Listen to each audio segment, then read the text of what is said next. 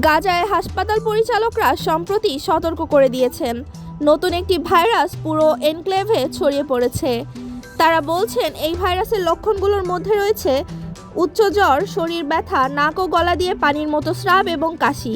কখনো কখনো কোথাও ডায়রিয়া সহ উপসর্গ দেখা যাচ্ছে।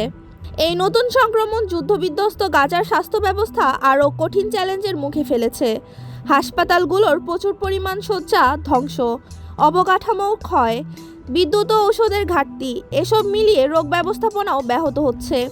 বিশ্ব স্বাস্থ্য সংস্থা ও স্থানীয় স্বাস্থ্যকর্মীদের মতে এই ভাইরাসের সংক্রমণ দ্রুত বাড়ার সম্ভাবনা রয়েছে, বিশেষ করে যেখানে মানুষ মিলেমিশে বসবাস করছে। পানি ও খাদ্যের বিশুদ্ধতা নেই এবং পরিচ্ছন্নতা অবস্থা খুবই খারাপ।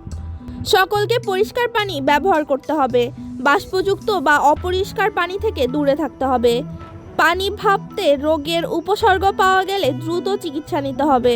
ধরন অনুযায়ী প্রাথমিক চিকিৎসা ও হাইড্রেশন প্রয়োজন হতে পারে। স্বাস্থ্যকেন্দ্র ও হাসপাতাল সক্ষমতা বাড়াতে হবে। পরিষ্কার পরিচ্ছন্নতা, স্টেরিলাইজেশন ও পর্যাপ্ত খোঁজখবরের ব্যবস্থা জরুরি।